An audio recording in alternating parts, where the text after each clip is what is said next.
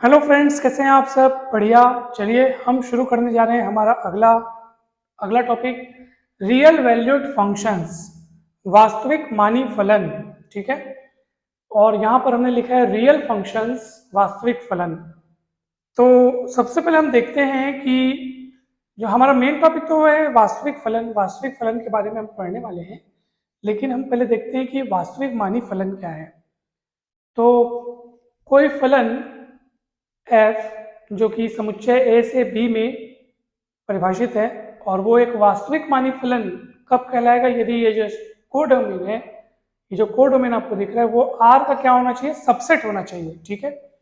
नाम में देखिए आप, वास्तविक मानी फलन मतलब ऐसा फलन जो हमको वास्तविक मान प्रदान करता है, यानी कि ऐसा फलन जिसमें हम जब x के स्थान पर कुछ रखें तो हमें उत्तर के रूप में यानी इमेजेस के रूप में हमें वास्तविक मान प्राप्त हो, तो हम कहेंगे कि ये वास्तविक मानी फलन है।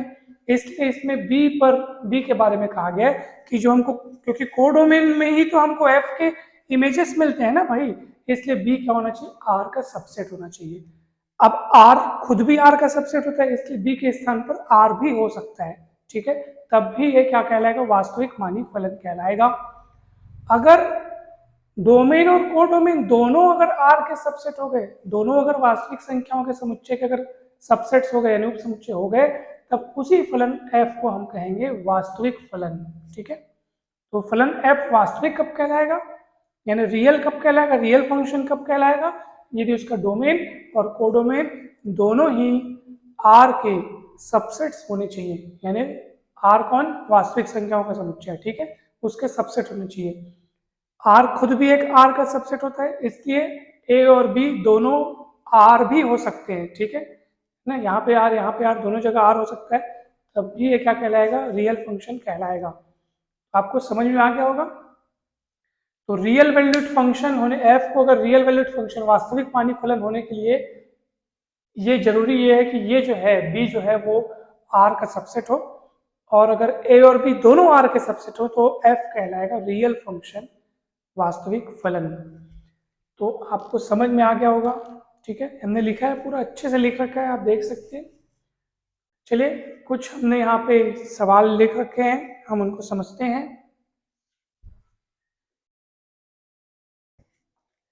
ध्यान दीजिएगा, आप सभी ध्यान दीजिएगा।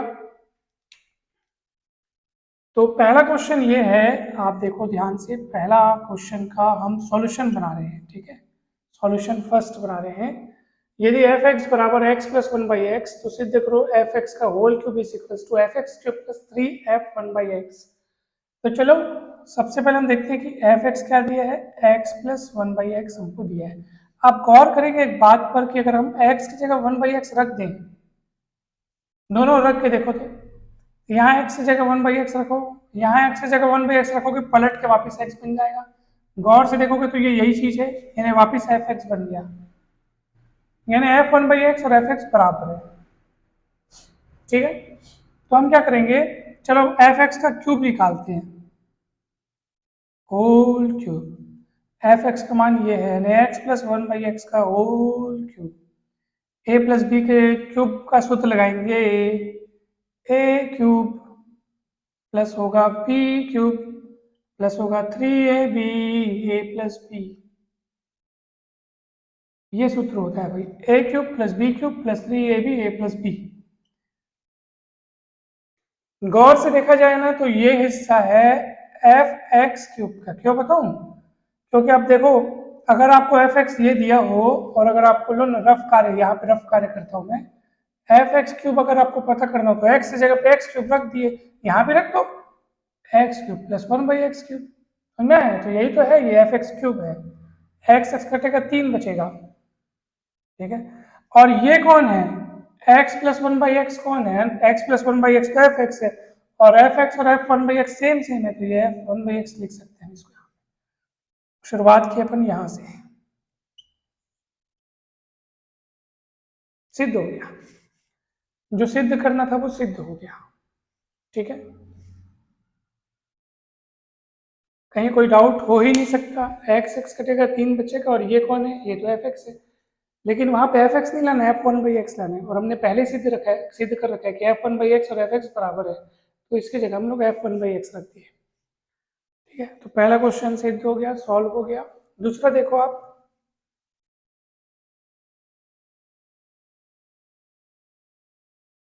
दूसरा ये है कि हमको दिया है एफ एक्स बराबर x-1/x+1, बगल में बोल दिया x does not equal to -1।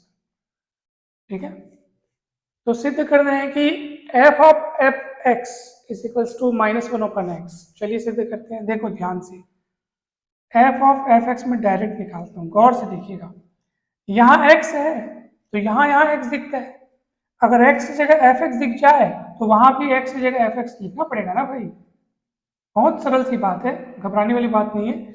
x है तो x है, x की जगह 5 रहेगा तो 5 रख देना, 10 रहेगा तो 10 रखेंगे, 1 करोड़ रहेगा तो 1 करोड़ रखना है, और एफ एक्स रहेगा तो एफ एक्स रखना है। घबराना ही नहीं है उसमें आपको।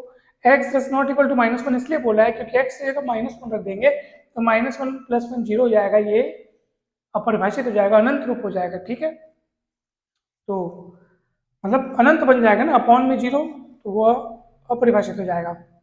तो चलिए अब हम आगे बढ़ते हैं, f(x-1/f(x+1) हो गया।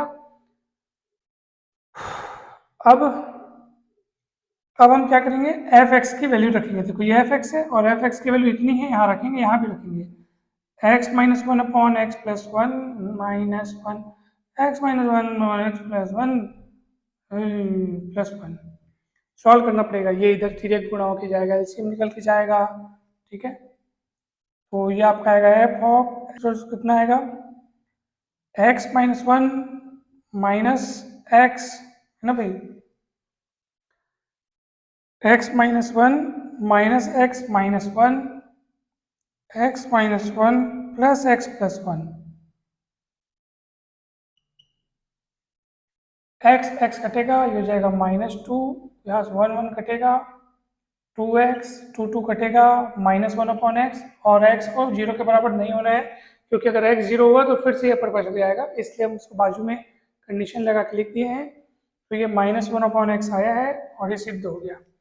ये कैसे की सर, ये तो समझ में है। देखो एलसीएम निकल के ये ऊपर जाएगा तो अपॉन में x+1 आएगा, इसका भी एलसीएम निकल के ऊपर जाएगा, अपॉन में x+1 आएगा, फिर अपॉन में x+1, उसके भी अपॉन में x+1 कट जाएगा, तो जो ऊपर ऊपर का बचेगा वही लिखे हैं आगे। ठीक है, तो ये सवाल भी बन गया। तीसरा सवाल देखते हैं, चलिए फटाफट।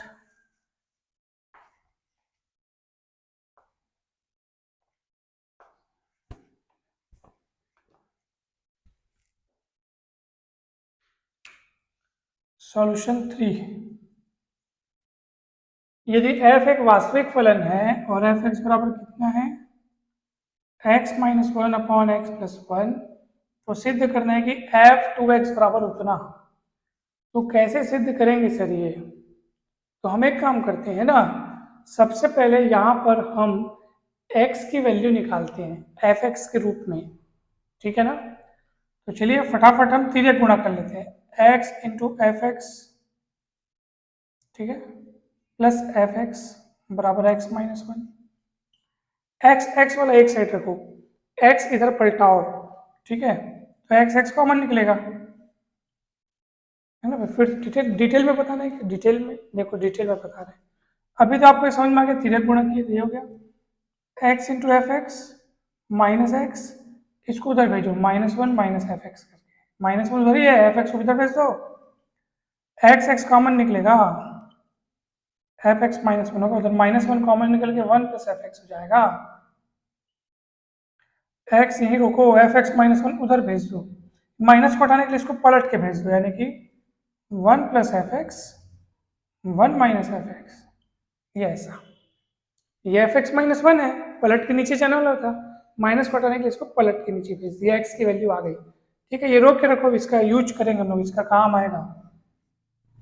अब देखो आगे, अब हमको पता क्या करना है, f(2x) पता करना है, f(2x), तो यदि x है तो यहाँ x दिख रहा है, यदि x की जगह 2x रहेगा तो यहाँ पे भी x की जगह 2x दिखना चाहिए कि नहीं, बताइए बड़ा, दिखना चाहिए। चलिए ये हो गया। अब इस x का मान ये वाला ना उठा के यहाँ रख दो, चलो रखो, तो कितना होगा,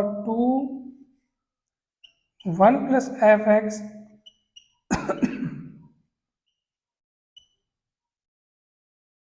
टू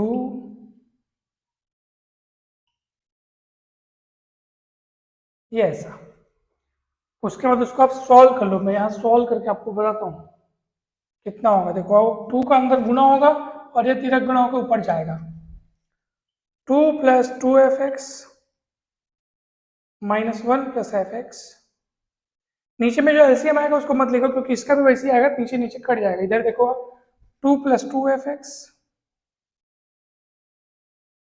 प्लस 1 माइनस f(x). तो 2f(x) में से एक f(x) जुड़ेगा तो 3f(x) हो जाएगा। 2 माइनस 1 मतलब 1 होगा। 2 और एक 3 और 3 और सिंगल f(x). तो ये आया 3f(x) प्लस 1 और f(x) प्लस 3। आपका आंसर आ गया, सिद्ध हो गया। देखो यही सिद्ध करना था।